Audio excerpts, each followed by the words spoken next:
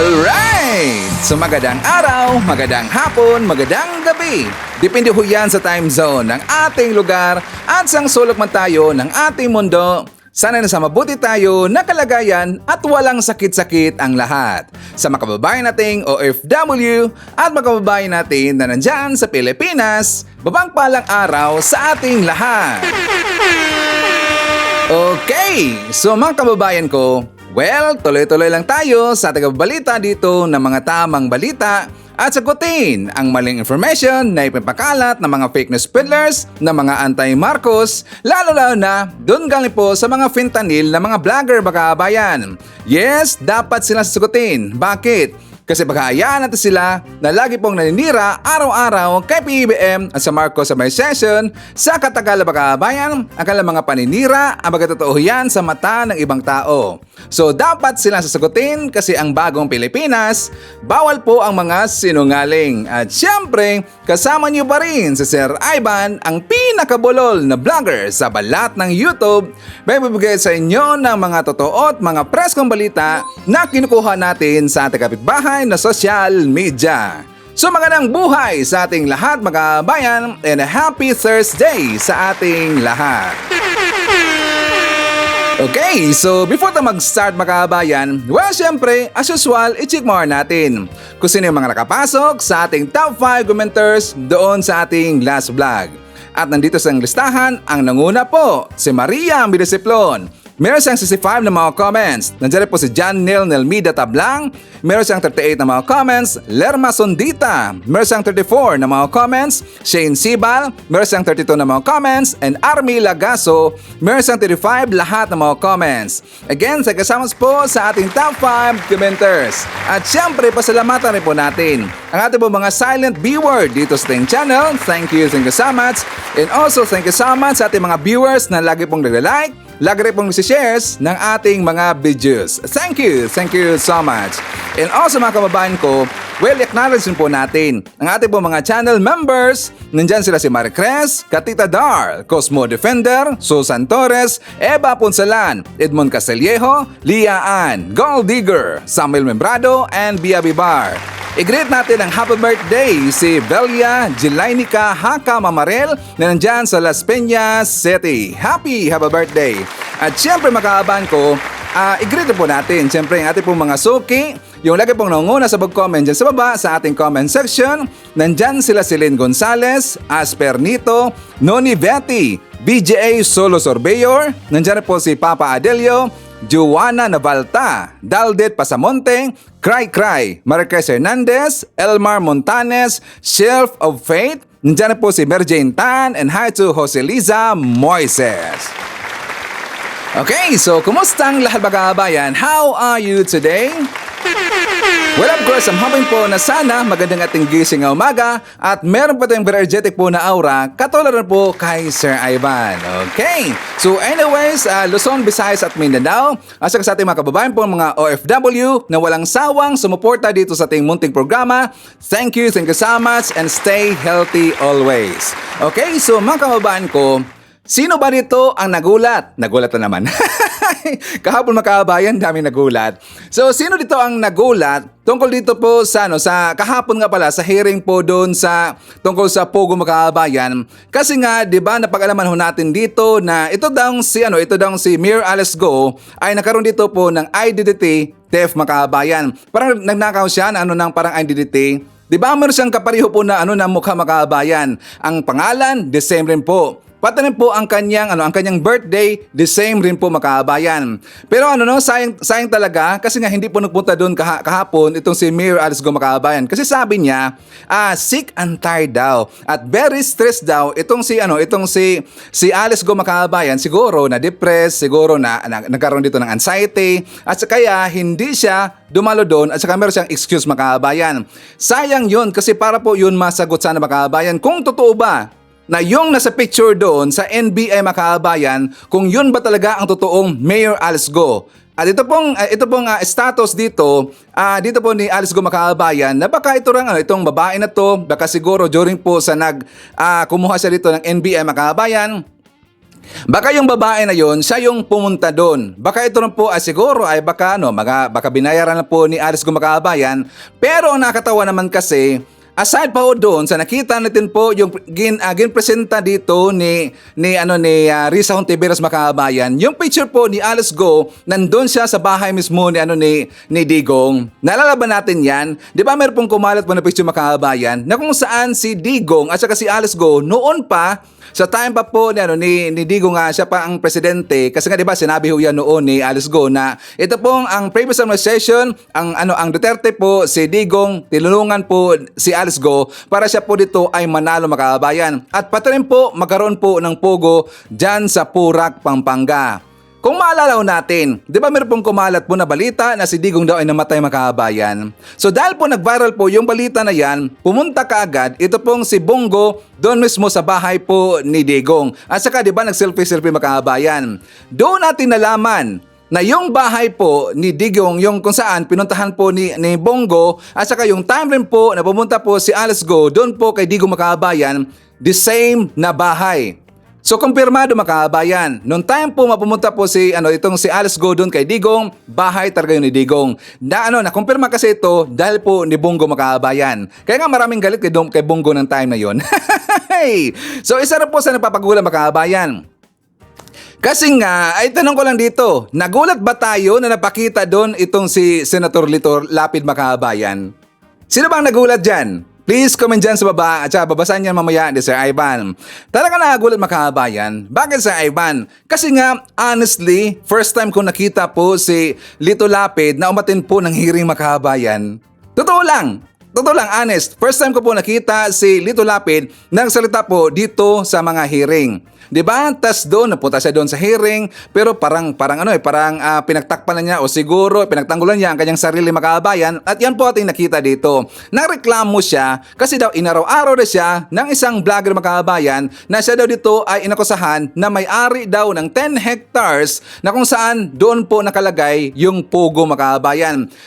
Diba? Maraming sasabi po ng mga vlogger na may kinalaman daw or may connection daw itong si Lito Lapid sa Pogo Makabayan. Pati po yung mayor. Bakit? Nagalit po ito pong si Lito Lapid kasi nga siyempre inakusahan siya na isang vlogger pero hindi niya pinangalan ng Makabayan. Sana pinangalanan niya.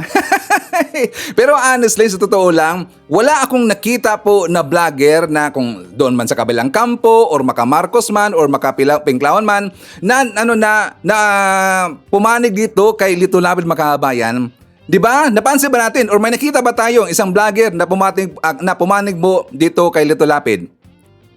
Diba? Wala. Bakit? Kasi nga yung during po sa time po na nagkaroon dito ng raid doon po sa Purak, Pampanga, Makabayan, at saka yung time na yon talagang sumabog yon, hindi kasi nagsalita ito pong si Lito Lapid. Wala Makabayan, as in tikong bibig siya. So syempre maraming nag-isip dito kung bakit silent na silent ito pong si Lito Lapid. So maraming nag-isip baka siya po ay may connection dito or isa rito sa mga siguro sa nakabenepisyo po dito sa Pogo Makabayan doon po sa Purak, Pampanga. At lalo na, meron pong kumalat po na balita na daw, sabi nila, may-ari daw itong si Lito Lapid sa 10 hectares po kung saan inilagay po yung Pogo Makabayan. Doon ako nagulat na nagsalita na itong si Lito Lapid. Which is, sa tingin ko Makabayan, sa tingin ko lang parang angat bangko lang yung sinabi doon. Bakit? Kasi nga, sabi niya, kung mapatunayan daw ng ating gobyerno sa mga nag-imbestiga dito po tungkol sa Pogo Makabayan, pwede daw siya na mag-resign. Sabi niya, merong pwede Makabayan. Tatanda natin, merong pwede siyang sinabi. Pwede daw siyang mag-resign. Kung sakali daw mapatunayan po ng taga-NBI o sino man dito, yung taga-PAOK, na siya ang may-ari dito ng 10 hectares po na lupa kung saan nakatirik po yung Pogo Makabayan. Di ba ang sabi niya? Sa tingin ko lang, kung babasahin natin ulit po ang kanyang sinabi, hindi siya sincero Makabayan. Kasi sabi niya, pwede eh. Kasi kapag ang tao, sincero Makabayan, sabi niya, dapat ang sasabihin niya, kung sakaling mapatunayan dito ng hearing na to na may kinalaman ako doon sa 10 hectares po na lupa kung saan ako yung may-ari doon at may kinalaman ako doon sa Pogo, mag-resign ako kaagad bilang isang senador. Dapat ganun Makabayan, dapat mag-resign ako kaagad. Hindi yung pwede akong mag-resign bilang senador. 'Di ba? Siguro doon sa sinabi ko makabayan na ako ay mag-resign kaagad kung sakali mang merong kinalaman dito sa Pogo. Dapat nganon. Yun po ang sincero. Pero ang sinabi doon ni Lito Lapid makabayan, hindi po yung sincero, kundi nagdadalawang isip siya. Parang pakita lang makabayan na sabi niya, ang tapang ko. Parang ganon. Napansin ba natin, wala pong vlogger po na pumanig kay Lito Lapid makabayan. So yun nga, parang yung pati yung mayor, yung si Kapili si Kapili ba siya o si Kapil? Hindi siya parang silang dalawa lang siguro nag-uusap makabayan. Parang nagtakipan silang dalawa. Malamang sa malamang, siguro lang ha, baka sila po ay nag-usap makabayan. Kaya sabihin nito, pre, itong sabihin mo, itong tatanong ko sa iyo, dapat itong sabihin. Mukhang ganun po ang nangyayari. Kahit maglibot-libot ho tayo ng mga vlogger, ganun po ang kanilang analysis makabayan. Ganun po kasi Ivan. Natawa ako doon kaya nga nagulat ako doon sa ipinakita po ni Lito Lapid makabayan. Minsan na nga lang mapakita sa mga hearing, ganun pa. Parang daw siya, parang apektado daw siya at saka nadala rin siya sa kanyang emotion makabayan. Sino kaya yung vlogger na yon? Sabi niya, 9 times na daw merong cyber libel to Pero tinignan ko kasi kay Hitad makabayan, tinignan ko mga vlog niya, wala siyang vlog doon tungkol dito kay Lito Lapid. Hindi ko lang sure kung sino yun. Kung sino nga pala na nakakilala po sa vlogger na ibig mong sabihin po ni Lito Lapid makabayan, please i-comment dyan sa baba at saka tingnan yan mamaya ni Sir Ivan. Okay? So anyways, patuloy tayo makabayan.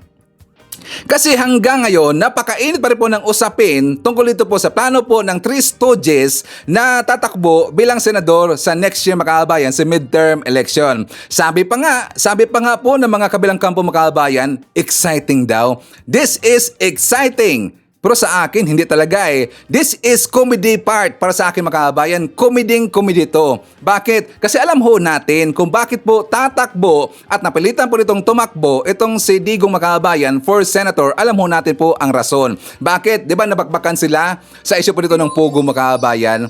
Asal pa ho doon sa issue po ni Pulong na 51 billion pesos, sa issue po dito ni Basti which is yung EJK na issue, mayroon pong namatay dahil po sa war on drugs makabayan. Dito rin po sa issue po ni Digong na ICC at saka marami pang iba. Dito rin po sa makabayan, lalo na yung sa Farmally. Diba sa Farmally kay Digong makabayan? At saka dito rin po sa issue ng Pogo kasi nga naglitawan na yung mga pictures na kung saan kakuntsaba po itong si Digong dito po kay Alice Gumakabayan. Kasi nga meron pong marami talaga mga pictures na mga ebidensya na hawak po ni Risa Hontiveros makabayan. Kaya napilitan ho ngayon itong si Digong na tatakbo by next year para po maging senador. Di ba sinabi niya noon na ayaw niya tatakbo makabayan kasi nga di ba parang gusto niya mag-retire sa politiko kasi nga siya po dito ay may edad na po makabayan. Ngayon, bakit ko ibinalik yan? Kasi nga ibinida naman po dito ng mga gunggong po ng mga vlogger ng kabilang kampo, unang-una, ito pong si Hitad makabayan. Kasi sabi po ni Hitad, naluka ang mga ngagba daw. Naluka ang mga ngagba. Naluka sila, 3 Duterte, tatakbong senador, galit ang mga ngagba makabayan. Naluka daw tayo kung paano na dahil daw tatakbo yung 3 Duterte makabayan. Naluka ba tayo makabayan? Natawa nga ako Sabi ko parang komedi ito The 3 Stooges. Kahit isama pa nila si Kitty Duterte, kahit isama pa nila ito pong kanilang mama makabayan, walang problema, wala pong maluka, wala pong matakot dito po sa plano ng mga Duterte. Kasi alam ho natin makabayan, hindi na po sila mananalo kasi alam na po ng buong Pilipinas ang kanilang katarantaduhan pong ginawa makabayan during po sa panahon po ni Digong. Naglabasan ho sila. Tas tayo maluluka na makabayan. Sabi pa nga ni Badong, si Badong tinudo na daw ni BP Sara makabayan. At dito takot na daw tayo. Sabi ni Badong makabayan, takot na daw tayo ang Maka Marcos kasi daw babalik na sa politika, maging senador daw itong mga Duterte makabayan. Itong si Hitad at saka si Badong, sigurado sila na mananalo po yung mga Duterte makabayan. Sigurado sila mananalo po yung mga Duterte? I don't think so. Hindi na po yan mangyayari. Kasi nga, nanalo lang po yung si Digong noon makabayan. Kasi nga siyempre, tinulungan ho yun ng mga Maka Marcos, na mga loyalista. But this time, hindi na po susuporta po kay Digong, hindi na po susuporta dito kay BP Sara, at lalong-lalo na, doon po sa 2 gonggong makabayan na mukhang adik, itong dalawa na to na tatakbo daw bilang senador, kung sila man ang tatakbo no, itong dalawa to mga kababayan, dapat sana, oy mga Brad, pa-drug test muna tayo po, pa-drug test muna tayo. Kung kayong dalawa tatakbo, dapat drug test muna kasi mukha kayong mga adik eh. Tingnan nyo, mukha kayong adik. Tapos tatakbo kayo bilang senador. Naku po, ang pangit tingnan. Ang pangit. Ang pangit tingnan. 'Di ba? Agree ba kayo mga kababayan? 'Di ba? Dapat po drug test muna sa dalawang ito kung sila po ay tatakbo talaga bilang senador. Dapat requirements ho 'yan. Kahit isama pa nila si Kitty Duterte, walang problema. Wala pong matatakot dito at hindi po kami tatambling. Wala po, walang epekto ho 'yan kasi alam ho namin sa sarili namin at alam po natin yung sitwasyon po ng mga Duterte na sila po ay talagang endgame na mga kababayan. Wala na po, 'di ba? Tas sabi ni Badong mga kababayan na hindi na daw kailangan daw sisiraan yung mga Marcos. Hindi na daw kailangan siraan yung Marcos si PBM kasi siraan daw mga kababayan. Kahit lang daw, banggitin daw ng isang tao ang pangalan ni PBM, banggitin daw ng isang tao yung Marcos, sira na makabayan. Kaya daw papalit na dito or papasok na daw sa Senado itong tatlong Duterte na to para daw sa tagal itong matulid, para daw matuwid yung problema natin dyan sa Pilipinas, para daw matuwid makabayan yung justice system dyan sa Pilipinas. Para matuwid, samantalang sa panahon na noon makabayan, nung si Digong pa yung presidente, di ba talagang ang pangit po ng justice system dyan sa Pilipinas? Napatunayan ho natin yan dito po sa issue po ni Laila de Lima. Talagang ginago po, sakto naman yun, ginago po ni Digong yung justice system. Talagang naging pangit makabayan, di ba? Tinaniman niya ng mga ebidensya. Sinabo na nga niya mismo ni Digong na magaling siya maglagay dito, mag-implanta nga pala ng ebidensya makabayan at lalo na sa mga intriga, magaling ho dyan si Digong. Kaya yan po ang ginawa niya doon kay Laila de Lima makabayan, okay? Takot ba tayo? Natatakbo po yung tatlo na to, Tristoje sa Senado or bilang senador makabayan. Please comment dyan sa baba at babasahin yan mamaya ni Sir Ivan, okay? So anyways, meron po tayong pasabog. Ano yan Sir Ivan? Mas magugulat kayo dito. May nakita kasi ako na isang video makabayan na taga Davao. Yes, you heard it right, taga Davao po. Itong babae na to, sigurado ako nung nakita niyo yung video to makabayan, tumambling itong si Digong, tumambling itong si Basti at saka ito rin pong si Pulong makabayan. Sigurado na pahiya sila nung sinabi na po ng babaeng to ang kanyang revelasyon, ang kanyang sikreto makabayan. Meron siyang sikreto nitong nabunyag. Dahil lang po sa kanyang kadaldalan makabayan. Okay? Kung sino yan, pag-usapan natin yan mamaya. Taga Davao, be ready. At syempre, marami pang iba. Alam niyo po si Sir Ivan, marami itong binibitatan ng mga pasabog every time na maglalabas tayo ng mga bagong balita dito sa ating channel. Okay, so before tayo magpapatuloy mga kababayan, syempre, kukumustahan ko muna kayo at saka i-shoutout natin ating mga pinalangga na mga legends, ang ating mga senior citizen. Hello po, kumusta? I'm hoping po na sana nasa maayos tayo na kalagayan. Nandiyan rin po kasama natin ang mga pinalangga na mga Marcos Loyalist. At syempre, nandiyan rin po kasama natin ang mga DDS. I-shoutout rin po natin, syempre, ating mga kasamahan dito ng mga viewer, ng mga Pinklawan or yung mga Dilawan. Kasama rin po natin, syempre, yung ating mga new subscribers, mga bagong pasok dito sa ating channel. Welcome to the family and thank you po for appreciating our channel. Okay? So, mga kababayan ko, actually, may nakita po dito yung kabilang kampo ng mga paninira mga kababayan. Paninira nila dito po sa mga Marcos. Meron sila nakita, ito talaga magunggong to, itong kabilang kampo mga kababayan. Ang hilig talaga maghanap ng butas eh. Nabalitaan na ba natin na meron pong nakita po na mga drugas mga kababayan na palutang-lutang daw doon sa dagat sa malapit or sa area po ng Ilocos Sur? Sino ba nakabalita niyan?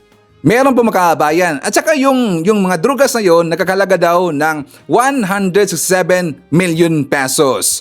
Ngayon, yung balita niya mga kababayan, ginamit po ng mga Duterte. Siyempre, yung mga kabilang kampo po ng mga vlogger mga kababayan, in-highlight nila yan.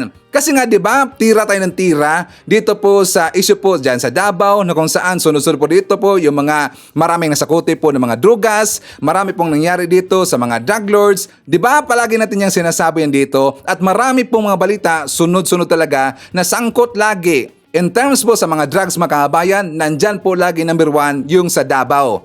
Ngayon, ito pong sa issue po dyan sa Ilocos Sur na meron pong nakita po na drugas mga kababayan, I think lang ito po ay planted.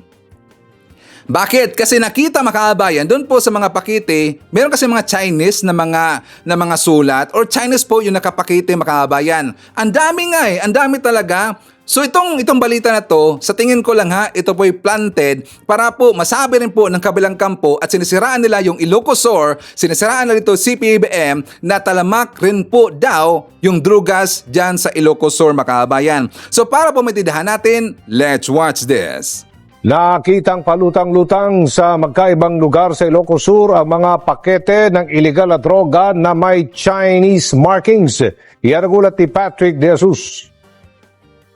Karagdagang 18 pakete ng mga hinihinalang iligal na droga ang nakitang palutang-lutang sa bahagi ng karagatan sa Villamar, Cawoyan, Ilocos Sur na nakasilid sa isang sako at nakita ng mga mangingisda kaninang umaga. Una nang may nakita noong Lunes na 24 na pakete ng umano'y shabu na palutang-lutang din sa bahagi naman ng San Juan Bay sa probinsya ng San Juan, Ilocos Sur. Sa pagtataya ng pulisya, nagkakahalaga ito ng 167 million pesos. Ayon sa Ilocos Region Police, parehong may Chinese markings ang packaging sa mga drogang nakita sa Cawoyan at San Juan. Ito raw unang pagkakataon na may mga nakitang palutang-lutang na iligal na droga sa bahagi ng Ilocos. Parehas na parehas siya, may mga Chinese character. Pati yung pagkabalot pa, ay nakita ko yung picture, it's almost the same. First time ito na may mga nakalutang sa ganyan. Hinigpitan naman na mga checkpoint sa lalawigan ng Ilocos upang matiyak na hindi may pupuslit kung may makita pang palutang-lutang na droga. Pati rin sa land, nagpapacheckpoint ako. Baka nasingitan lang tayo. Baka ito ay mga residue lang. Siyempre, bakit may mga palutang-lutang? Baka matravel nila sa baylan na nagpapacheckpoint na ako. Dinagdagan ko na ng checkpoint.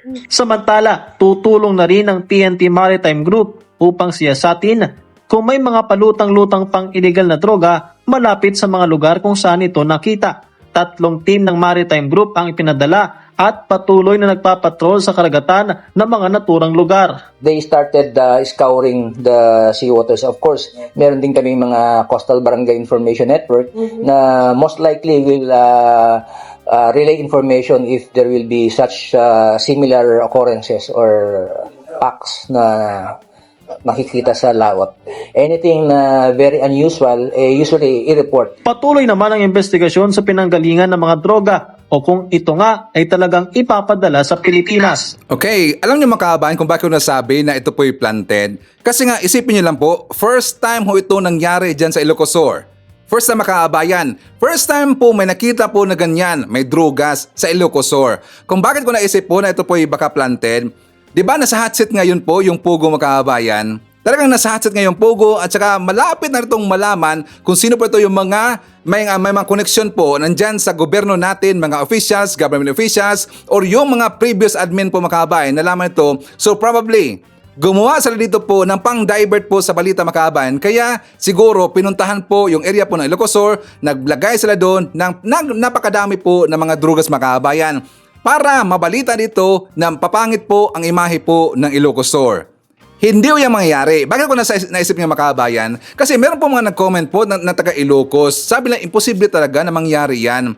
Hindi po, wala po sila mga dabalita na napakatagal na po na panahon mga kababayan na wala daw nangyari na ganyan po dyan sa Ilocos Sur. Pero bakit lang bumulaga ng ganun mga kababayan? Nakita ko doon sa balita po doon sa News 5 at saka doon sa PTV mga kababayan. Nagbasa-basa ako doon sa mga comments sa baba. Hindi sila naniniwala dito na ganun-ganun lang po ang mangyari mga kababayan. Mas naniniwala sila na ito daw ay planted. Okay? So mga kababayan ko, before tayo babalik doon sa mga mainit na mga issue at saka siyempre pag-usapan rin po natin po yung mga Duterte mamaya, ipakita ko muna sa inyo yung good news mga kababayan kasi nga meron talagang good news. Ito po ating ebidensya na kung saan yung mga na-approve po na investment sa Pilipinas during po doon sa mga pagpunta po ni PBM doon sa kanya mga state visit, working visit po doon sa ibang lugar at nanghihikayat siya dito ng mga investors. Tingnan nyo, mas lalong tumaas mga kababayan versus po sa year 2023. Kasi po ang investment po na-approve mga kababayan as in na materials po na-approve dyan sa Pilipinas 2023 is only 562.90 billion pesos mga kababayan. So sa year 2024, umabot po ng 640 billion pesos. Tumaas po ng 14% po yung investment na na-approve na sa Pilipinas. Ito po ay dahil po sa pagsisikap po ni BBM na makakuha po ng mga investors at papasok dyan sa Pilipinas. At para maintindihan natin mga kababayan, let's watch this. Mahigit 13,000 trabaho ang inaasang magbubukas kasunod na pagdagsa ng domestic at foreign investment sa bansa. Yan ang ulat ni Sue Jean Kim. Sa higit isang taong pamamasada ng motor ni Victor, nami-miss na niya ang pagtatrabaho sa manufacturing sector. Kaya naman nang malaman niyang dumami ang namumuhunan o ang nais magnegosyo sa bansa, ikinatuwa niya ito. Kumbaga yung kita doon, sureball na eh. Kumbaga yung araw namin bayad na agad. Sa factory kasi, di mainit at saka hindi kami nauulanan. Eh dito, init, ulan, andun kasama. Anya, ang mas maraming negosyo ay nangangahulugan ding tataas ang bilang ng mga trabaho. Mas maganda po kung ganun para yung mga walang trabaho magkaroon po. Si Mark naman, lalong ikinagalak ng malaman na karamihan sa mga investments ay nasa industriya ng power at renewable energy. Malilesen po yung pollution and yung mga resource po is free po siya, like yung mga solar po, yung mga wind, mga turbines, mga ganun po. Free po siya, unlike po pag mga coal or mga power plant, dagdag pa po siya sa pollution. Paliwanag ni Mark, dapat talagang pagtuunan ng pansin ang ating energy sector. Mas okay po talaga more on dun po yung mga investment po kasi po ang power electronics po kasi ang focus rin po niya sa mga non-renewable or renewable energy po. Pumalo sa higit 640 billion pesos ang halaga ng mga investment approvals na nasungkit ng Board of Investments o BOI. Ang tali na nakalap mula Enero hanggang ang huling araw ng Mayo, ang pinakamataas o ang all-time high ng BOI sa halos 6 na dekada. Kumpara noong nakaraang taon sa kaparehong panahon, 14% ang tinaas ng kabuang investment pledges. Karamihan mga Filipino investors sa sektor ng renewable energy at power projects. Pakita natin ay may kinalaman dun sa energy and renewable power sector. So ito makakakita rito tayo ng mga dekalidad na trabaho pang matagalan. So it is very important for us to be able to follow through, and that is the directive of the President vis-a-vis the commitments made by countries where the President has visited over the last year.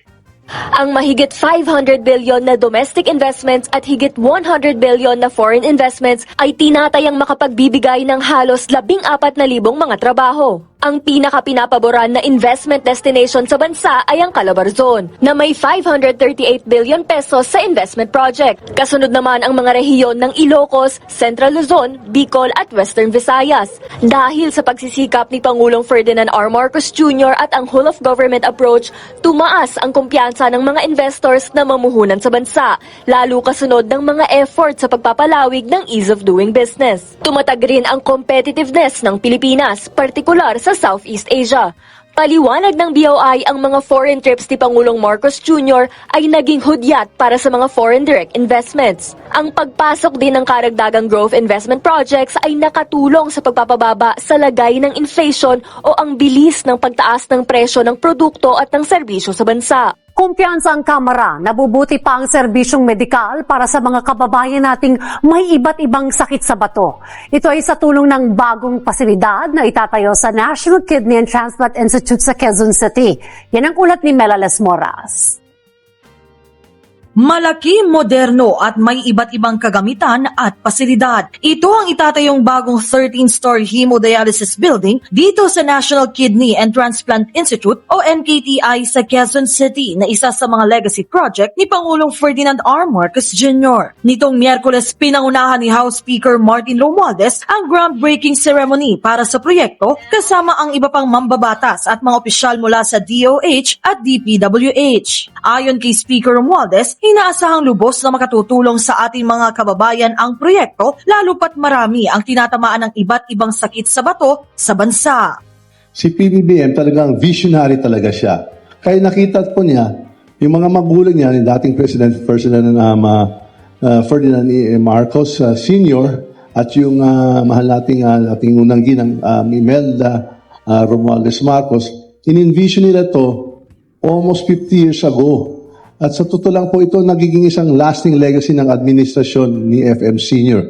Kaya si FM Jr., tinutuloy niya. Sa Maynila naman, una na ring pinangunahan ni Speaker Romualdez ang hiwalay na groundbreaking ceremony para sa itatayong bagong cancer center sa Ospital ng Maynila.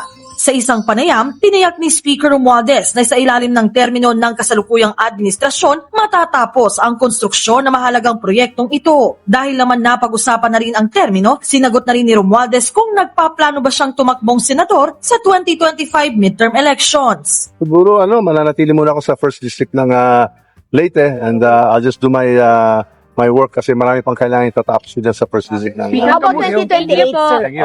matagal pa yun. The Mega Hemodialysis Center is one of President Ferdinand Bongbong Marcos administration's legacy projects. Ang bagong NKTI para sa bagong Pilipinas.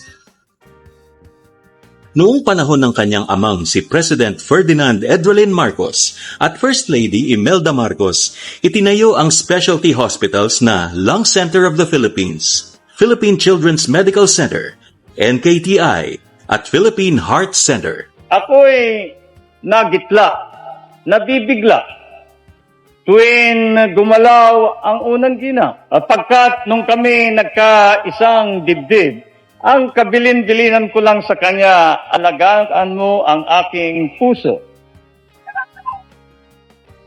At ngayon, tignan mo ang ginawa, napakalaking pag-aalaga.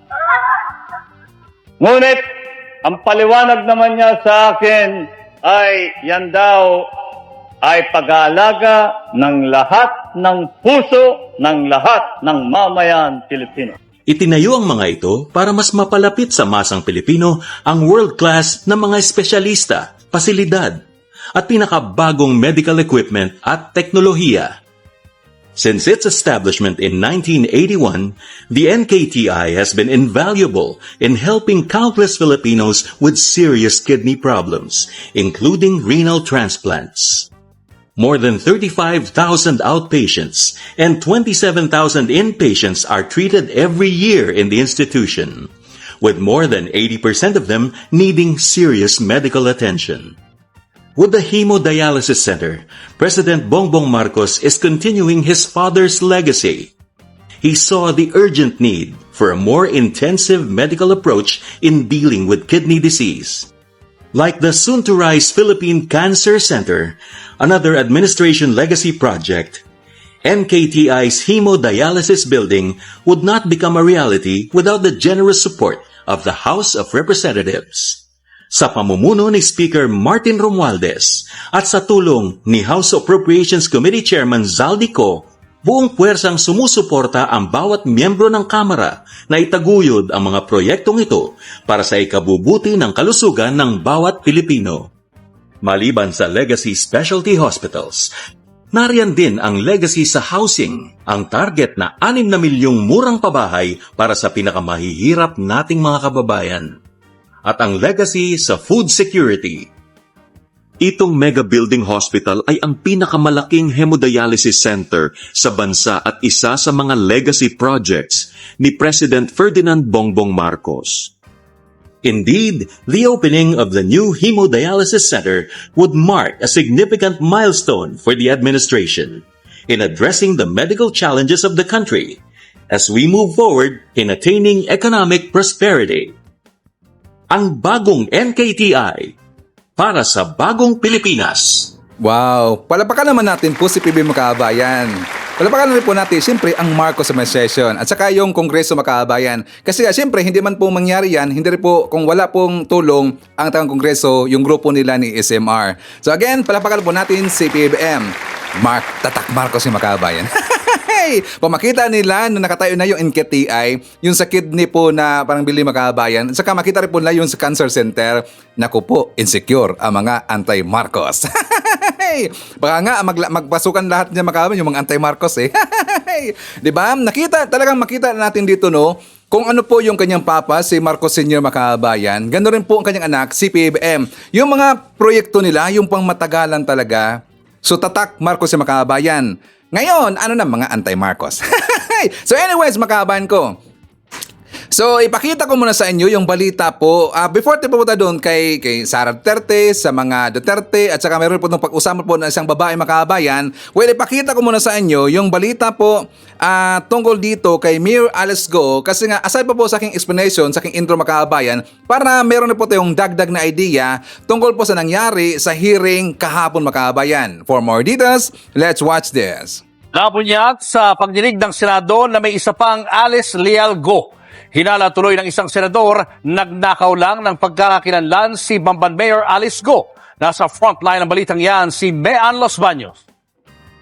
Dalawang Alice Leal Go pero magkaibang itsura. Yan ang ipinresenta ni Senator Risa Ontiveros sa pagpapatuloy ng pagdinig ng Senado tungkol sa nirid na Bamban Pogo Hub. Ang nasa kaliwa ay ang alkalde ng Bamban Tarlac, habang kapangalan naman niya ang isa pero ibang-iba ang kanilang mukha. Galing ang mga impormasyong ito sa kanila mismong NBI clearance. Parehas din ang birthday ng isang Alice Leal Go sa idineklarang birthday ni Mayor Go sa kanyang dokumento na July 12, 1986. Kapwa rin sila ipinanganak sa Tarlac. Has Guo Haping assumed the identity of a Filipino woman? Tingin ni Senator Ontiveros, ninakaw ni Mayor Go ang pagkakakilanlan ng isang Pinoy para kalaunay makatakbo sa politika. Sino po ang babaeng ito na may pangalang Alice Leal Guo pero hindi kamukha ni Mayor?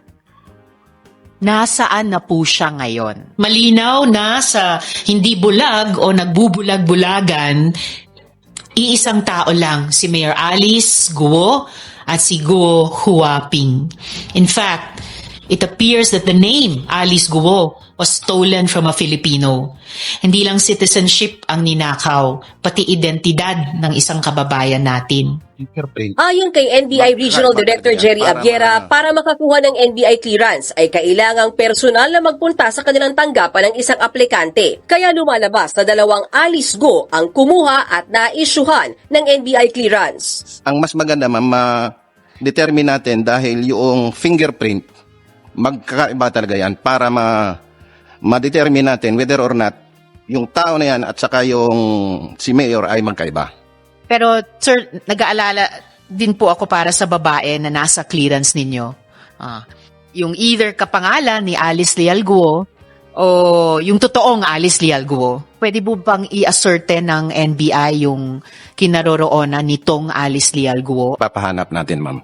Hiniling na rin ni Ontiveros sa NBI ang biometrics sa suspended Mayor Go at ni Guo Huaping ang sinasabing Chinese identity ng alkalde para maikumpara ang kanilang fingerprints. Hindi naman madepensahan ni Mayor Go ang sarili dahil absent siya sa pagdinig. Sa ipinadala niyang sulat sa Senado, sinabi ni Go na hindi siya fit na maging resource person. Sa totoo raw, nakakaapekto na ang stress at anxiety sa kanyang physical at mental health na dala ng mga malisyosong aligasyon. Pero hindi bumenta sa komite ang mga dahilan ni suspended Mayor Go kaya agad ipinag-utos si Senator Ontiveros na mag-issue ng sabpina laban kay Go at sa kanyang pamilya para mapilitan silang dumalo sa mga susunod na pagdinig. Kasama na dyan ang kanyang 4 na mga kapatid. Babala pa ni Ontiveros oras na umabsent ulit sa hearing si Go, ipapakontempt niya na ito. Bagamat absent, tuloy ang pag-uungkat sa pagkatao ni Mayor Go at sa kanya umanong koneksyon sa ilang Pogo operations sa bansa. May ilang ebidensya raw na konektado ang Pogo sa Bamban Tarlac sa niriding Pogo Hub sa Porac, Pampanga. Mayor Alice certainly likes having friends in high places. Hindi po basta-basta ang mga kaibigan niya. Considering that this woman is now charged with qualified human trafficking, it is imperative that her links and networks are fully investigated. Samantala, inendorso na ng Philippine Statistics Authority sa Office of Solicitor General na ipakansela ang Certificate of Live Birth ni Mayor Go. Oras na mangyari ito, magiging dagdag na ebidensya raw ito sa co-warrant to case laban sa alkalde. Posible rin siyang maipa-deport. Dapat hindi lang deport mga kababayan, no? Dapat kulong. Para ito po ay magsilbi pong aral sa iba mga kababayan, lesson learned, para hindi po ito gagawin po ng iba pong mga foreigner na papasok dyan sa Pilipinas at maghasik po ng lagi mga kababayan, maghasik po ng katarantaduhan. Dapat talaga hindi po deportation. Dapat po ikulong muna mga kababayan for how many years, and after that, pwede na silang i-deport, okay? So I think mas okay yan eh. Siguro mas dapat ganyan po mangyari mga kababayan. Okay ba?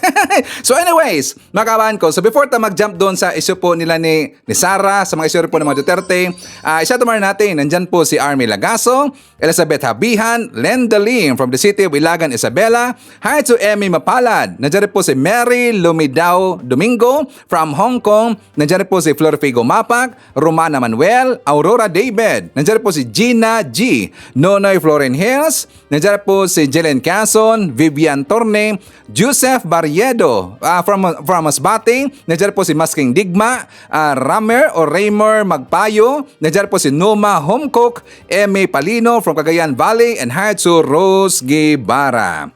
Okay, so dito po sa ating mga kababayan po ng mga anti-Marcos, yung kabilang kampo po ng mga gunggong mga kababayan, malapit na po ang July 1. Hoy, mga DBS, malapit na po ang July 1. Di ba lagi nyo sinasabi na mapapatanggalin nyo si PBBM, mapapatalsik nyo si PBBM, hindi pa abot po yung July 1 mga kababayan. Di ba lagi nyo sinasabi nila, before daw July 1, matanggal na si PBBM daw sa pwesto. Kaya nga lagi sila nag-celebrate mga kababayan kasi daw ilalabas daw ni Hitad ang kanyang pangmalakasang ebidensya, ang pulburon video. Nagawa na ba ang pulburon video? Nakatawa talaga eh. Ako nga excited ko mga kababayan. Lagi ko niyang sinasabi po nila ni Hitad doon po sa kabilang kampo na napaka-excited na po, excited na po yung mga makamarcos, yung mga pro-admin. Gusto na may makita kung mayroon ba talagang pulburon video. Pero yan kasi lagi niyang ginagamit po na pang-uto sa kanya mga viewers mga kababayan. Ilalabas na daw eh. So ito na lang. Dito po kay Hitad, i-challenge natin sila mga kababayan. Hindi lang po si Hitad. Pati po yung kanilang mga kalyado po ng mga vlogger, mga gonggong, i-challenge natin. Kapag hindi po nila mapalabas how many days from now yung pulburon video mga kababayan, dapat tatanggalin nila ang kanilang mga channel. Dapat ganyan kasi nga halos araw-araw sinasabi yan ni Hitad mga kababayan na meron daw silang pulburon video, hawak nila ang video daw ni PBBM. Kung walang mangyari mga kababayan, what do you think? Ano ba ang pwedeng deal natin sa kanila? Siguro mas bagay dapat tanggalin po ang kanilang channel. Puro kasi puro kasi paninira mga kababayan, puro kasi katarantaduhan, puro lang ka-fake newsan. Kasi nga siyempre ang kanila pong asa na tawag dito, yung kanilang teacher nila, ito pong si Hitad mga kababayan. Ginawa pa nga nilang hero itong si Hitad mga kababayan. Alam niyo ba ginawa ng hero itong si Hitad? Kasi kung hindi na dahil kay Hitad mga kababayan, hindi na maglabasan yung mga baho sa gobyerno natin. Puro naman po ka-fake newsan. Lalong-lalo na dito po sa kanyang mga paninira po kay Felisa at saka kay PBBM. Saan doon yung totoo mga kababayan?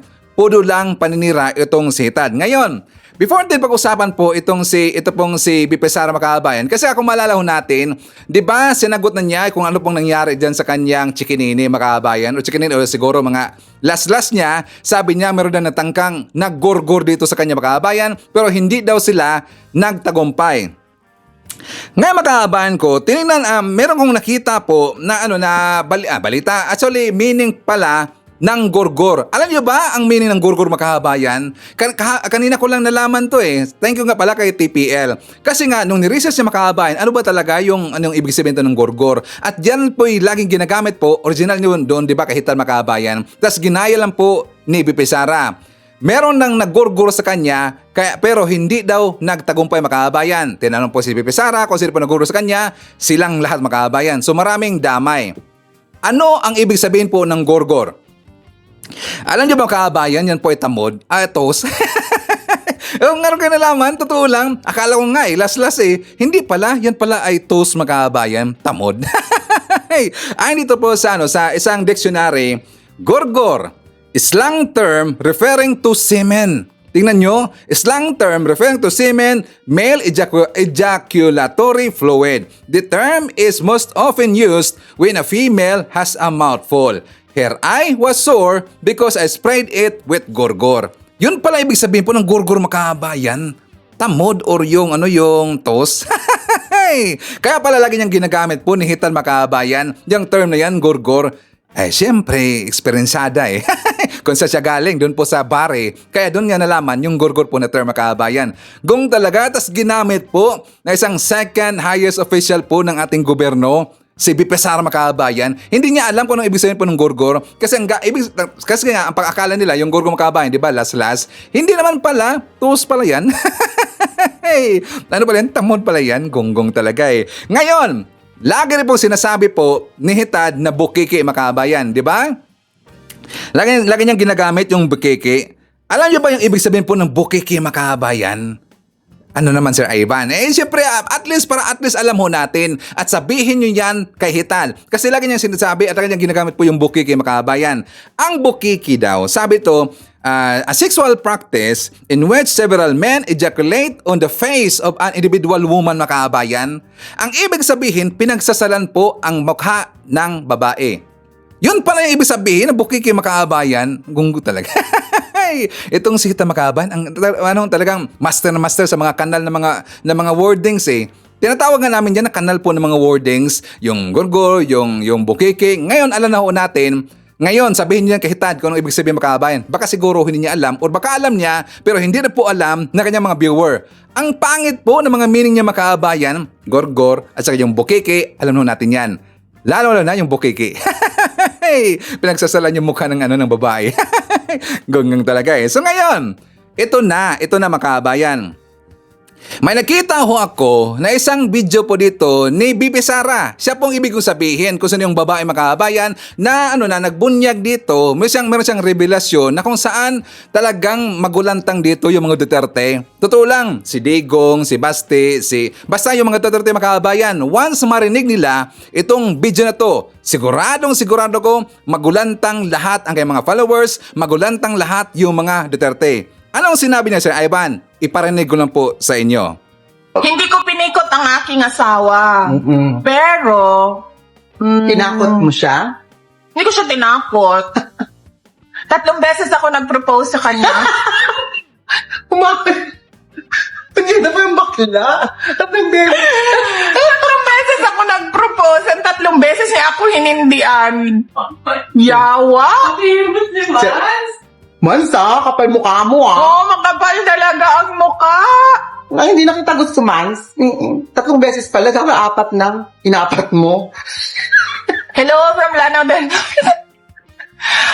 Tama lang 3 beses, parang si Jesus Christ. 3 beses dininay. Si St. Peter.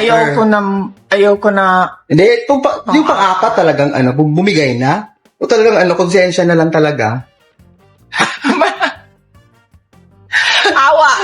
Naawa siya sa akin. Pinakasalan na lang ako. Naawa lang daw si Mans, makabayan. Kaya daw, pinakasalan lang po siya ni Mans Carpio. Kanya pala ang kanyang gawain, makabayan, kapag free time. Di ba? Sabi niya, siya pala dito yung nag-propose kay Mans Carpio 3 times. 3 times po siya ditong makabayan, parang gin-torn down. Sabi niya, makabayan, 3 times siyang nag-propose kay Mans, 3 times po siyang gin-torn down po ni Mans, makabayan. Siya pala dito, yung nag-court dito kay Mans Carpio. Kaya siguro makita natin po kay Mans, makabayan, parang walang pagmamahal dito siguro kay BP Sara, kay Inday Sara. Ang pangit talaga Nakita na kaya to ni Digong Makabay, no? Nakita na kaya to ni Basti at saka ni Pulong. Kasi kahapon kasi ito nakita, makabayan, before mo nag-vlog si Ivan, kahapon ko ito nakita. Siguro probably ito po yung bago. Sana makita ho ito ng mga Duterte, makabayan. Sana makita rin po ito ng mga Maka Duterte. Please, i-share po natin po itong ating vlog, makabayan. Parang gugulatin natin sila, gugulatin. Kaya siguro, no, it makes sense na baka siguro paragi po sila mag-aaway, makabayan. Kasi nga, iba naman kasi yung feelings, no, na Talagang may gusto ka sa babae. Iba kasi yan. Ako, for example, gusto ko yung babae. Hindi ko kami mag-away makabayan. Talagang magkakaintindihan kami. Kasi nga, kapag gusto ko mo yung babae at gusto ka rin po ng babae, so magkakaintindihan kayo. Kaysa isa lang yung parang may gusto makabayan, yung babae lang po. Diba, inamin nga niya 3 times siya nag-propose. 3 times na po siya na turn down makabayan. Ngayon, sa 4th time na, naawa na daw itong si Man Scarpio. Gong talaga So anyways, makabang, pag-usapan po natin. Kasi nga, 'di ba si Digong at saka itong si Bato de la Rosa ay inimbitahan po doon sa congressional meet sa hearing makabayan. Ito po ay tungkol po doon po sa war on drugs sa previous sa administration po ni Digong makabayan. Ngayon, nalaman ho natin sa balita na hindi po mapapakita sa congressional hearing ito pong si Bato at ito pong si Digong. Sila po ay naduwag makabayan. Naduwag yung dalawa. Hindi sila dadalo doon kasi gusto nila sa korte lang na makabayan. Ayaw niya dyan po sa Kamara o sa congressional hearing. Ngayon, may kumalat po na picture. Nakita natin makabayan, di ba doon po sa panahon po ni Pinoy na kung saan yung issue po ng dimbak siya. Buti ba nga si Pinoy makabayan humarap po 'di ba sa hearing. Pero ito pong si Digong natakot kaagad sa hearing. So lumalabas dito na hindi po weak yung si Pinoy na laging sinasaraan noon makabayan kontra dito kay Digong. Sino ba ang weak makabayan? Si Pinoy o sa itong si Digong? Si Pinoy, hindi siya natakot makabayan. Hindi siya natakot po sa hearing during po sa dimbak siya po na issue. Pero ito si Digong sa kanyang ginawa pong katarantaduhan, natakot siya, ayaw po niyang mapapakita doon po sa hearing. Kasi nakita ko yung makabayan dito po sa press release daw ni Harry Roque. Ito po ay pinost po ni Trixie Makabayan. Sabi dito, hindi pupunta sa congressional hearing si FPRD. Sila siniswerte daw. Sabi po ni Harry Roque Makabayan kahapon, the other day nga pala, Digong to appear in any court hearing but not house-proof, sabi daw ni Roque. Invoking his constitutional right to self-incrimination, former PRRD will not attend the ongoing House Committee on Human Rights inquiry on the war on drugs campaign, according to former presidential spokesperson Harry Roque. Duterte, however, sabi niya, is willing and able to appear in any Philippine court to answer any criminal accusation on extra-legal killings related to the drug war campaign, sabi ni Roque. So, sabi pa dito, as guaranteed by our Bill of Rights, Congress cannot compel FPRRD be a witness against himself. Our former president firmly believes that the lower house is not the proper forum to investigate any criminal allegation against him. Tatay Digong is unafraid daw, hindi na takot makabayan. Then is unafraid. Klarong-klaro naman talagang natakot sa makabayan, di ba? To face all his accusers in any domestic court. He will cooperate and participate in any criminal investigation provided by the Filipino prosecutors conduct the proceeding. Ayaw niya sa congressional hearing. Bakit? Kasi public makabayan. Nahihiya po itong si Digong. Siya po ay takot ditong mapahiya. Di ba? Buti ba nga si Pinoy humarap makabayan? Di ba? Sabi pa dito makabayan ni Roque, tadtarin natin itong si Roque, sabi niya, kasi nga, di ba tatakbo po yung yung Tres Stooges, yung clan Duterte makabayan, tatakbo sila by next year. Sabi po ni Roque, talaga namang na-excite ang ating mga kababayan na makaroon ng 3 Duterte sa Senado. Na-excite daw yung mga kababayan makabayan. Na-excite ba kayo? Hindi po. Tayo po ay natawa dito po sa ginagawa po ng mga Duterte. Nakakatawa, hindi po excite. Masisisi mo ba sila? Hinahanap ng tao ang mga Duterte. Yes, totoo yan. Hinahanap po ng mga tao ang mga Duterte. Lalo na dahil po mayroon po silang issue sa 51 billion pesos, mayroon pong issue itong si Baste sa EJK, mayroon na pong issue itong si Digong sa ICC, sa Farmally, at saka sa Pugo makabayan. Kaya nga hinahanap sila ng taong bayan, ito pong yung mga Duterte. Diba tama nga, sinabi nga ni Roque, hinanap po ng taong bayan itong mga Duterte kasi meron silang mga issue makabayan. Meron silang ginawa po na katiwalian. Okay? Sabi po dito, dahil nga tumakbo po itong mga Duterte makabayan, sabi po ni Boy Silly, naalala ba si Boy Silly? Naalala ba natin si Boy Silly? Nabanggit natin kahapon makabayan. Sabi po ni Boy Silly, nakatawa talaga to ako po ay galit sa political dynasty. Sabi po ni Boy Silly, mga kababayan, galit daw siya sa political dynasty. Ano ba ang ginawa dito ng mga Duterte? Jampak lahat, mga kababayan. Ang kulang na nga lang si Kitty. Ang kulang na si Kitty, mga kababayan. Di ba? Kung nandyan po si Kitty, talagang jam slam. Jam slam ang tawag niyan. Political dynasty na ho yan, mga kababayan. Di ba? So ang pinaparinggan ho dito ni Boy Silly, ito pong yung mga Duterte. Okay? So mga kababayan ko, ipakita ko sa inyo yung vlog po ni Attorney Claire kasi nga mapag-usapan niya dito yung planong pagtakbo po ng tatlong Duterte bilang isang senador. For more details, let's watch this. Kung tatakbo sila, ano ba ang maitutulong nila? Is it because galit sila sa nangyayari sa administrasyon ng PBBM dahil yung mga gusto nila hindi nakukuha? Okay, bakit? Una, partner, nagkaroon ng hidwaan, in a way, nung hindi nakuha yung confidential funds. Ano sabi ni VP Sara noon? Parang yung hindi umaayon sa ganitong parang adhikain, parang it's enemy of the state. At the time na hindi siya binigyan ng confidential funds. Tapos, maliban dyan, sino pa ba yung nag-alboruto partner nung natanggalan ng 2 billion sa pork barrel? Si Congressman Baste. Galit na galit siya noon. Pero hindi pa yata niya na a-account yung 51 billion na nasa kanya, na-allocate sa kanya during the time ni dating Pangulong Duterte. Maraming naghahanap noon sa Kongreso, nasa yung 51 billion. Diba? 51 billion eh. So, nag-alboruto siya ng partner kasi parang ang binigay sa kanya na pork barrel, 500 million pesos. Still million partner. 500 million pesos yun. So, nag-alboruto siya doon. So, ano yung dahilan? Kung totoong tatakbo at hindi ito drama, ano yung dahilan para sila ay tumakbo? Is it because galit sila? At kailangan nilang magkaroon ulit ng power? Kasi para yung mga nangyayari sa kanila, di ba sabi nila, ginigipit kami para stay in power. Yun lang ba yung purpose?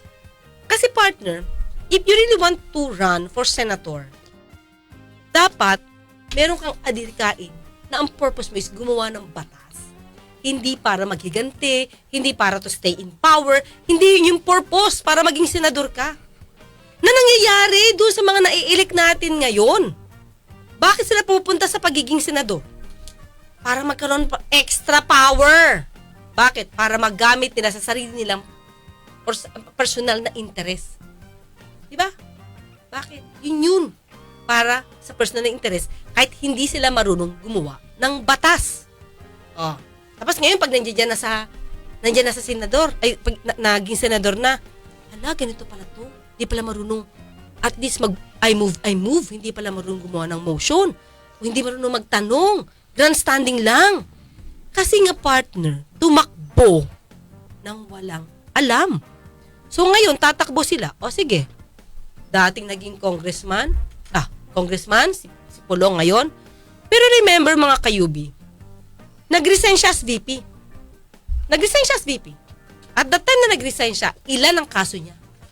5. As VP for... Mayor. Vice Mayor. Vice Mayor. Nag-resign siya. Pero at that time, meron siyang 5 kaso. 2 graft, 2 admin, 1 sa ill-gotten wealth. Lahat ng 5 kasong yan about public money. Diba? So may mga issues sila about pera. So ngayon, anong tatakbuhin nila? Pero napatunayan ba yun, partner, na guilty siya doon? May case pa. Oo. Pero itong tanong, partner, hindi ba nung nag-resign siya, sinabi niya na magre-retire na siya sa politika at siya ay magtatanim na lang? So wala. Sa farm. Okay. Yan. Hindi siya makapagtago sa farm. Kasi mukhang hindi siya laki sa farm. Pero diba, ang sa akin lang, bakit ba kayo nagbibitaw ng salita? Hindi nyo pala kayang panindigan. Ang dating is magsasalita kayo, para sa sound bites. Sound bites. Para magkaroon ng issue. Pero deep inside, di nyo yung tututuhanin. Yun. Parang hindi siya marka ng isang magandang leader na wala ka isang salita. Pabago-bago. Parang no ng Duterte for that. Pabago-bago. Pero kinakagat. Na dapat isipin nyo, pag ganito bang ugali na isang leader natin, dapat natin pagtiwalaan. Yun lang yung sa akin, ha? Ito siguro sinusubukan, tinetest. Yung gaya ng sabi ko Pero nga. di ba nakakaloko? Tinetest nila. Well, gano'n naman ang gusto ng mga botante. Ang mga botante, kasi alam naman natin hanggang ngayon, karamihan pa rin ng mga Pilipino naghahanap ng magaling na leader. Take note, magaling na leader partner. Oo. At nagbabaka sakali. Di ba? Yes. Nagbabaka sakali. Ganon din, baka posible, ganon din ang kanilang style, ang kanilang strategy. Pero partner, batiin ko si Chopaeng. Chopaeng. Hindi sa akin lang, partner. Ang pangit kasi ng GAGO nyo, yung mga tao. Diba? Kung tatakbo talaga kayo, kung talagang tatakbo kayo, o di, do it. Pero wag kayo magsalita before that na, di kami tatakbo, magre-retire na kami, I'm tired. Kung tired ka na, di so be it. Wag ka nang mamahinga ka na. Diba? Kung magtatanim ka at magre-retire ka sa eleksyon, sa pagiging politiko, hindi nyo retire. After that, pagkasabi mo magre-retire ka, susunod na eleksyon, tumakbo ka as congressman?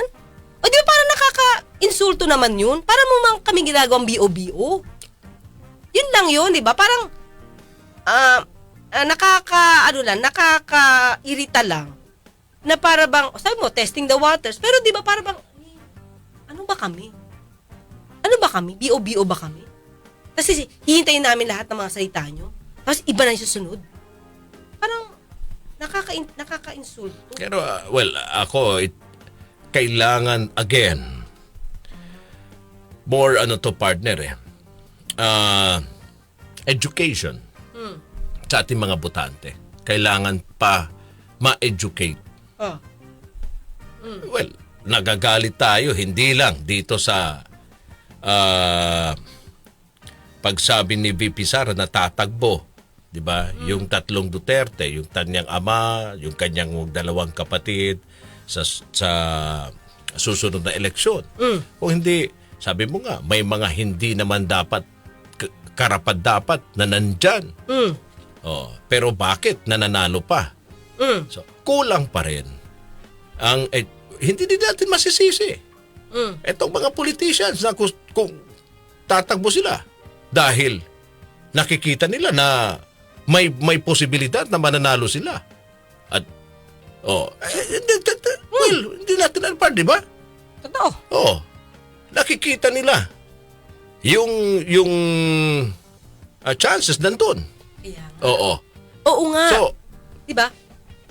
Magaling kayo. Magaling kayo na mangampanya. May pera kayo. Di ba? Ang tanong lang, partner, makakatulong ba kayo talaga sa bayan o tutulungan nyo lang yung sarili nyo? That's the point Sabi nga nila madaling tumakbo, especially kung may pera ka. 'Di ba? Kung may power ka, kung may influence ka, madaling tumakbo. Pero yung pagiging leader ba, kaya niyong panindigan? Ang nangyayari kasi sa atin sa mga leader ngayon, partner, pag tumakbo, unuuna, sarili. Bihira, mga kayubi, bihira ang mga leaders na inuuna talaga yung constituency. Bihira yan. Iba na ngayon ang sistema Ito, diba? Sabi ni Tal Attack, Sir Raul, please ask Attorney Claire, as voters, how do we overcome the notion na lahat ng politiko ay pare-pareho? Kaya iboboto na lang nila ang nagbibigay ng pera at sikat. Actually, Tal Attack, mahirap yan sa ngayon. Kahit sabihin natin, kahit wala na yung word na ang politiko pare-pareho, basta nabigyan, doon na sila. That's the reality. Diba? Kahit sabihin natin, tanggapin nyo, iba-iboto nyo, mali pa rin yung ating advice. Tanggapin nyo, iba-iboto nyo, mali pa rin yun. Kasi bawal ang vote buying. Pero mga kayubi, hinahayaan natin to na maging ganito yung klase ng mga botante natin. Bakit? Okay. May nagsabi dito, ayan, si AJ Suarez. Si Bongo kanina nandito sa La Union. Anong ginawa? AJ Suarez, may tarpaulin ba nakalagay dyan? May tupad bang ipinamigay yan? Diba? Ano ang ginagawa ni Bongo sa La Union? Nangangampanya ba? Pero syempre, di natin pwedeng sabihin electioneering to. Oo. Sabi niya, I'm just doing my constituency work. When in fact, behind his back. Behind our back. Nandoon yung purpose ng pangangampanya. And yung pagpunta dyan sa La Union, anong gamit niyang pera? Considering na incumbent siya. So pag sinabi niyang constituency work yan, nangangampanya na yan, gamit ang pondo ng bayan. Kasi, in the guise of doing constituency work, magpapamigay ng ayuda dyan. Okay, sinong pogi? Diba yung nangangampanya? Example ko na lang si Bongo. Sample na lang. Mamimigay yan. Ayuda. Gagamitin tupad. Kaninong pera. So yung tao na hindi masyado mahilig makinig sa news about politics. Basta nakatanggap yan, pogi na yung nagbigay. Iboboto na yan. Tapos, hindi nila alam na yung pinamimigay, pera ng bayan, di nila pa rin pera nila. yun. Kaya nga partner, yun ang sinasabi ko. Hindi natin masisisi etong mga politiko kung bakit kahit sabihin mo, nako, ang sinabi mo hindi ka natatakbo. Ang sabi mo, magpapahinga ka na. Ba't ngayon? Halos lahat ng pamilya niyo gustong pumasok ngayon sa politika. Gustong tumakbo lahat sabay-sabay. Dahil partner, nakikita nila nandoon pa rin yung tiwala ng tao. Kahit ang dami ng mga, tiwala ng tao, hindi natin masasabi. Kaya nila makuha ang loob ng tao. Okay. Kaya nila makuha ang loob ng tao. Ganun yung Ganun yung nagmo-motivate sa kanila. Yung tagbo ng politika. ng politika, ng eleksyon dito sa ating bansa.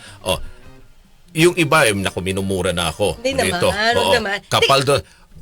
Tayo, sinasabi lang rito, yung katotohanan lang. Yun naman talaga nangyayari. Opo.